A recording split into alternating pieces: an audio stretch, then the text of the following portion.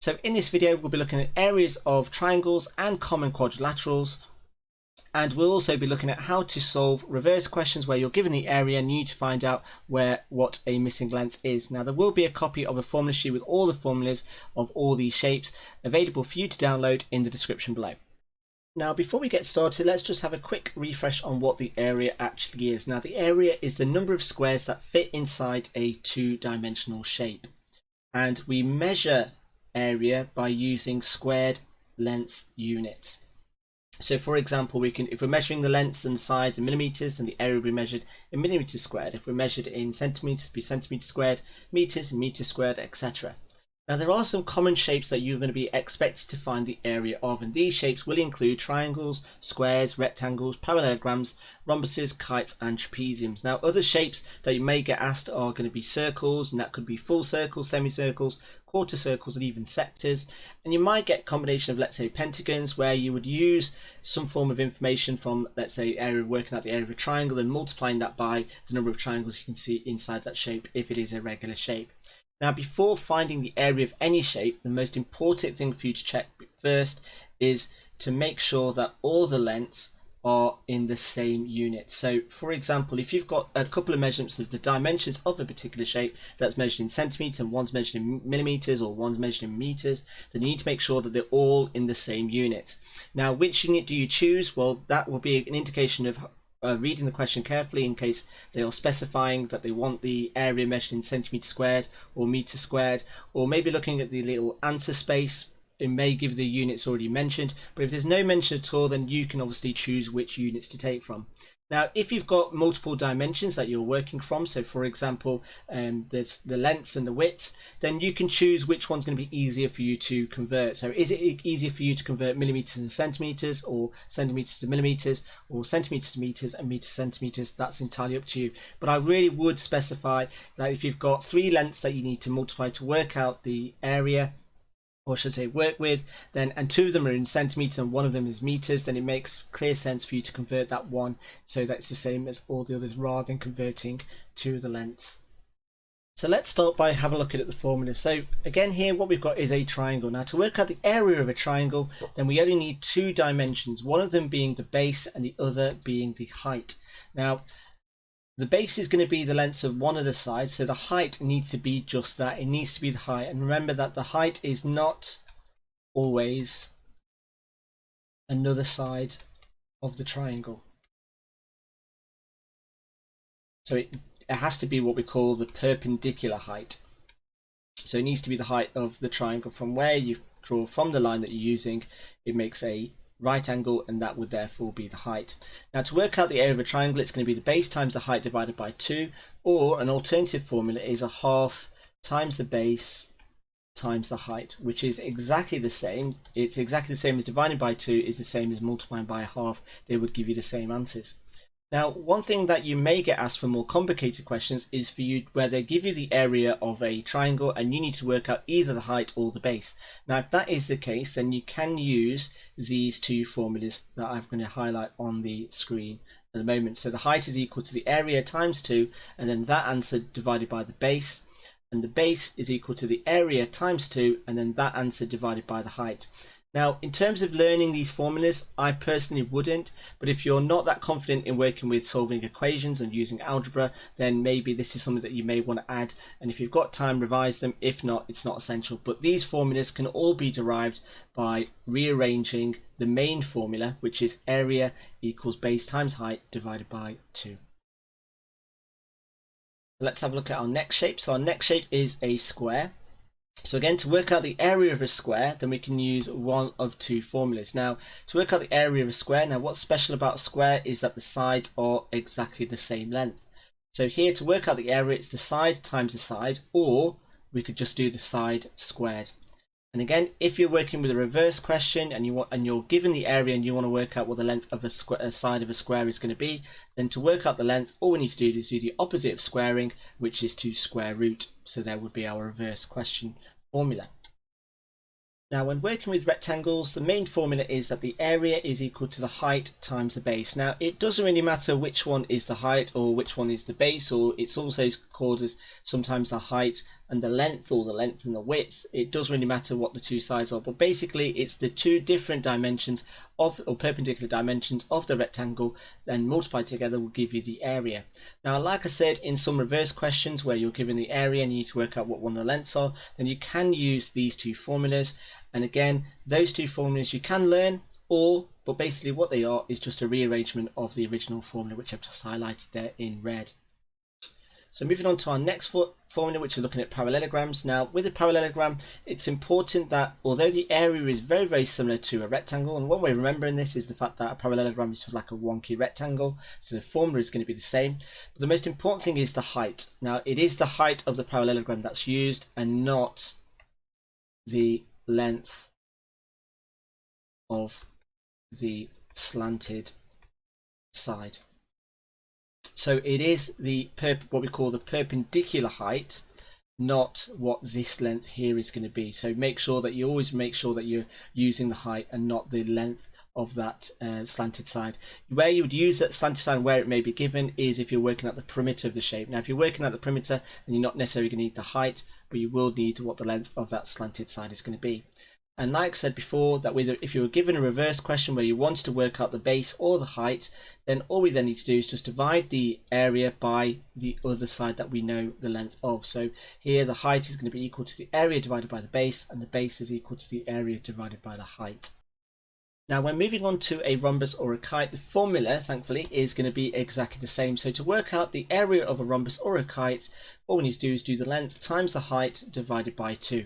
Now, it doesn't really matter which one you call the height and which one you call the length, or whether you call it length and the width, which again is entirely up to you.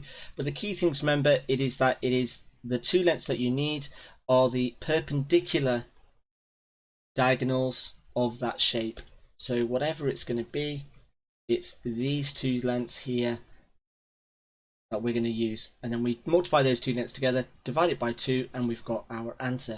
Now again, if you were given a reverse question where you're given the area and you need to work out what the length or the height is going to be, then all I need to do is rearrange that formula that's highlighted in red to give us these two formulas, which again, it's entirely up to you. If you wanted to write this in your notes, then it's entirely up to you whether you want to use it, but personally I would go for just rearranging the red sort of formula. Now, the next shape we move on to is what we call a trapezium, which is classed as a high level topic only because it combines both rectangles and triangles together.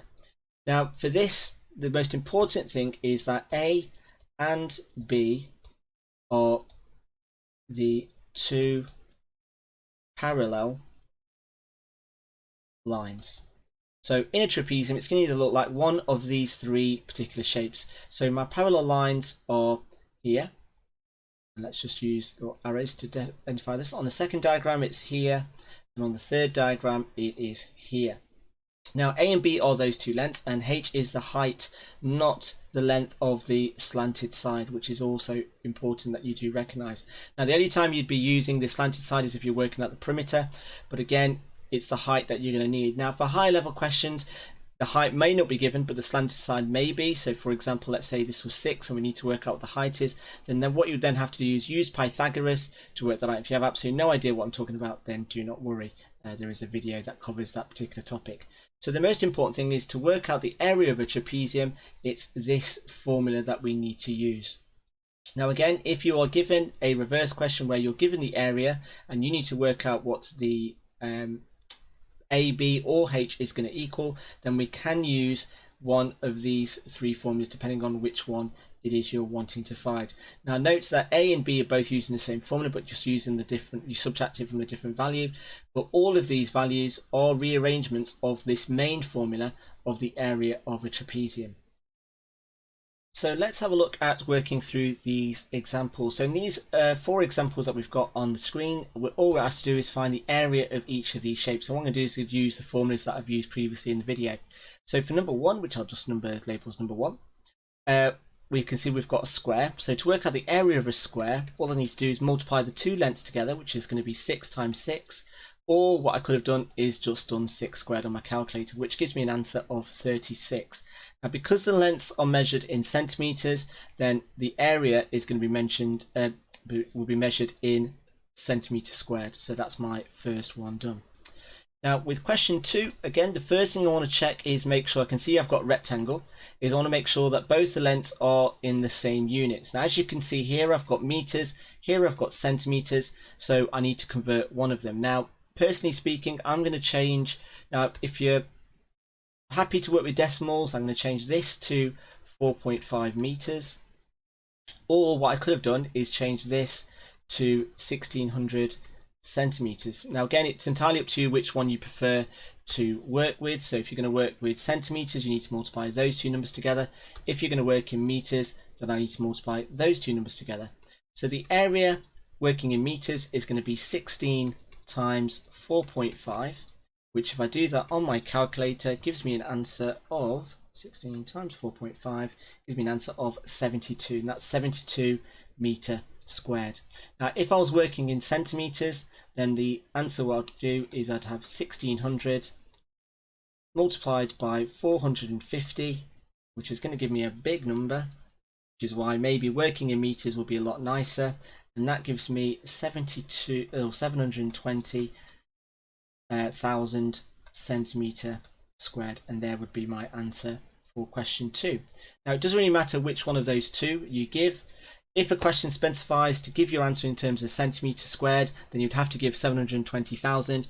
If a question asks you for meter squared, then you would have to give your answer as 72 meter squared to avoid losing any marks. So for question 3, we're looking at a triangle. And again here you can see that I've got a mixture of units. So what I'm going to do is I'm going to change the 96 to 9.6 centimeters, and instead I'm going to use these two units. So the area of a triangle is base times height divided by 2, and it's always good practice for you to write down the formula. So here it's going to be area is going to be equal to 9.6 times 8.2 all divided by 2, and if I type that into my calculator I get 9.6 times 8.2 all divided by 2. I get an answer of 39.36. Now in this particular question I've used centimeters, so the area is going to be centimeter squared. Now if I was going to use, let's say, millimeters, then it would be, well, 8.2 would be 82 millimeters. So in millimeters, area would be 96 times 82 divided by 2. Again, just typing that into my calculator, I get an answer of 3936 millimeter squared.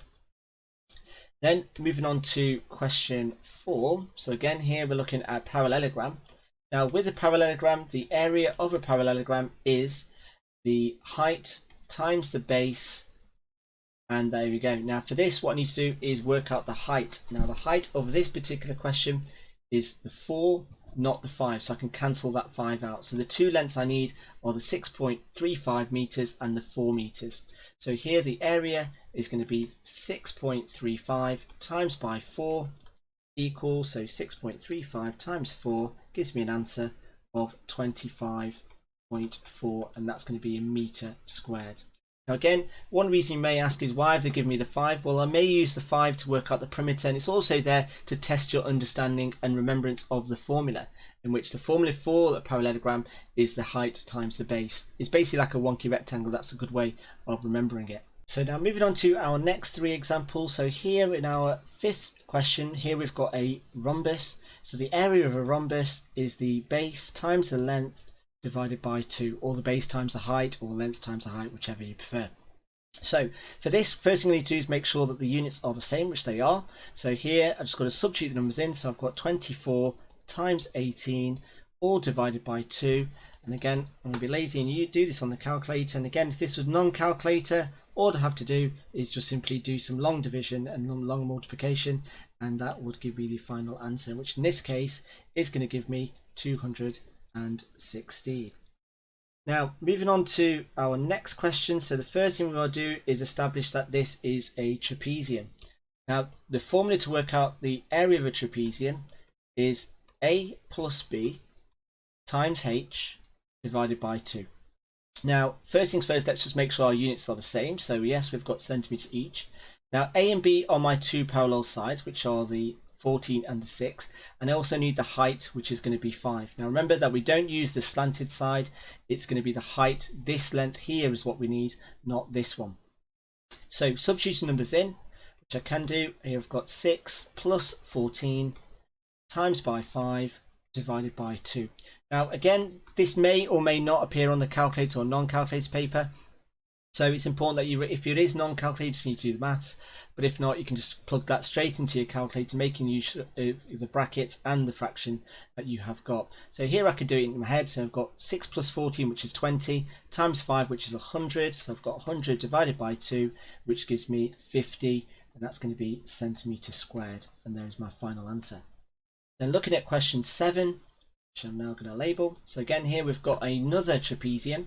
So again, looking at my two parallel sides, which is these two lengths here, and my h is going to be the height.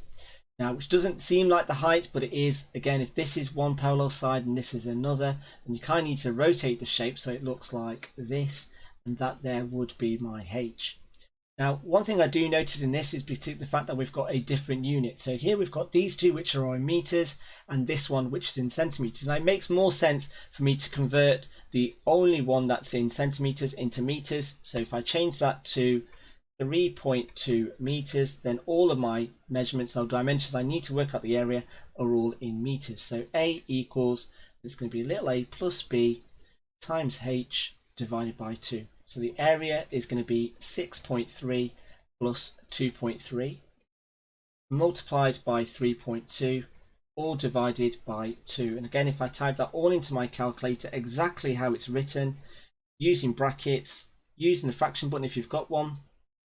If not, then it should be absolutely fine. So if I just do 6.3 plus 2.3, that gives me 8.6. Multiply that 8.6 by 3.2. So let me just do just that, and I get 27.52 divided by 2, and again if I work that out I get an answer of 13.76, and that's in meter squared, and there is my final answer. Now in these next examples, what we've got is what we call reverse questions. So this is where you're given the area and you need to work out what one of the missing dimensions of the shape actually is. So looking at this first question, so let's just label it as number 1. We know that the area of this rectangle is 66 meters squared, and we know we need to work out what one of the missing lengths are. Now to work this out, if I look at the formula, which is A equals. Now in the start of the video, along with all the formulas I've given you all the shapes, I also gave you the reverse formulas, but I'm going to show you how you can do it without having to learn those formulas. But however, if you learn those formulas, brilliant, good for you. However, this you might find is a much easier way of remembering them. So for the area, I need to do the base times the height. Now substitute numbers in, I get 66 equals, now the base is 6 times x.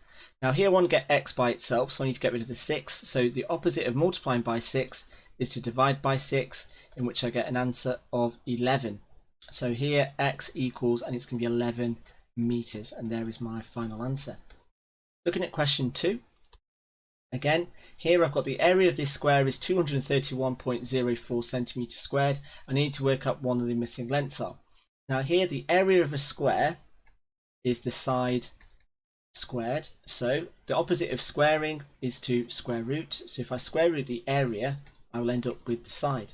So here x is going to equal the square root of 231.04. And if I do that on my calculator, I get an answer of 15.2. So it's going to be 15.2, and the units are going to be centimeters. Now the important thing to remember with these questions is that because we're working out the missing lengths, the units are going to be length units, not square units. So let's have a look at our next two examples. So here we've got a triangle. So to work out the area of a triangle, it's going to be the base times the height divided by 2. So if I just substitute the numbers in, I get 18 times x divided by 2 equals 65. So again, the first thing I want to get rid of is the 2. So I do that by multiplying by 2. So what I end up with is 18x equals 65 times 2, which is 130.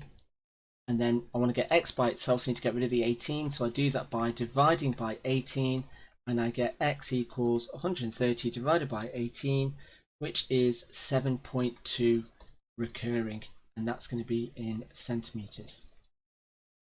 Moving on to question 4. So here again I've got a parallelogram, so the area of a parallelogram is just simply the base times the height.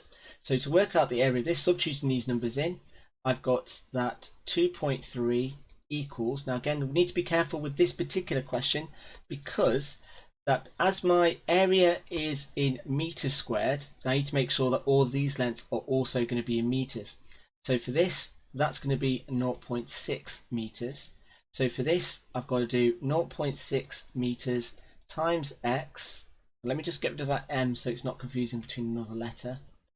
And that all equals 2.3. So to work out x, I need to do 2.3 divided by 0.6.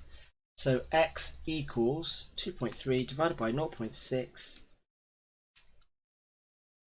which gives me an answer of 3.83 meters. Now it's wanting me in the answer in centimeters, and that's 3 recurring. So here the answer in centimeters is going to be 383 centimeters, and that's to no decimal places. And there is my final answer. So it's always worth just double checking how they want the answer written, and also just check the units of the particular information that's given to you. So moving on to our next question. So here we've got a rhombus. Let me just move that up slightly so we're not overshadowing the previous question. So here we've got a rhombus. So the area of this is going to be the length times the height divided by 2 equals the area.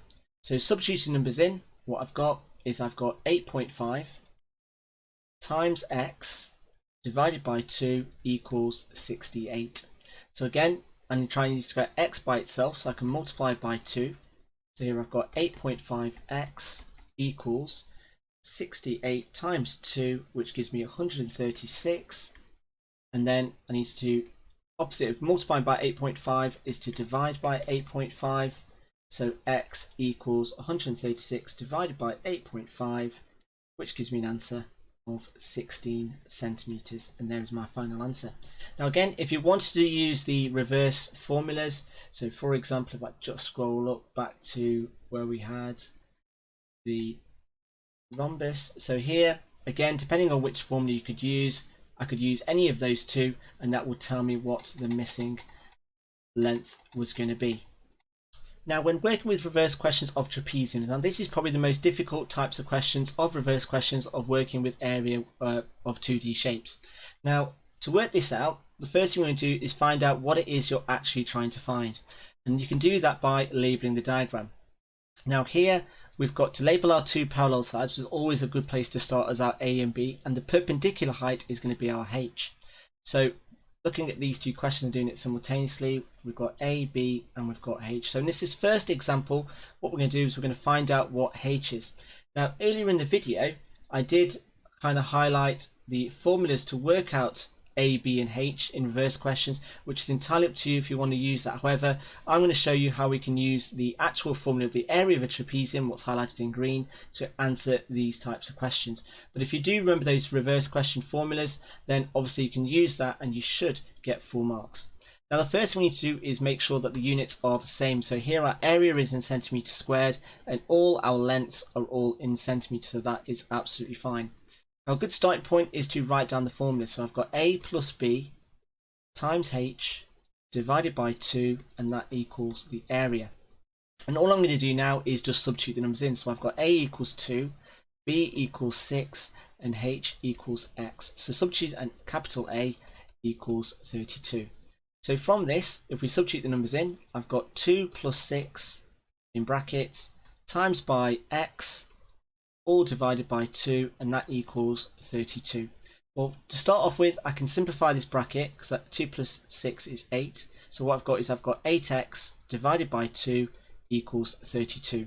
Now what I'm trying to do is get x by itself, so I need to get rid of the 8 and the 2. So which one do I get rid of first? Well, it's going to be the 2. Now what's the 2 doing? It's dividing, so the opposite would be to times. So what I'm left with is 8x equals 64. Then I need to get rid of this 8.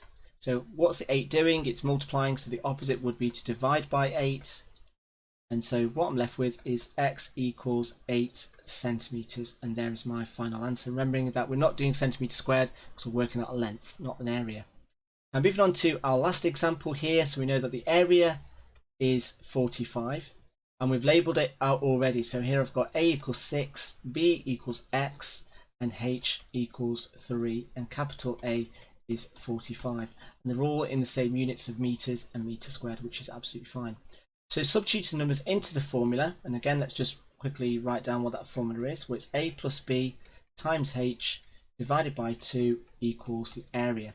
So substituting those numbers in, what do I get? Well, I've got a, so I've got 6 plus x times by 3, multiplied by 3 I should say, divided by 2 equals 45. Now for this, I'm going to get rid of the 2 first. So I need to get rid of these numbers. So get rid of the 2 first. How do I get rid of that 2? Well, I do that by multiplying by 2. So what I'm left with is 6 plus x in brackets multiplied by 3 equals 45 times 2, which is 90.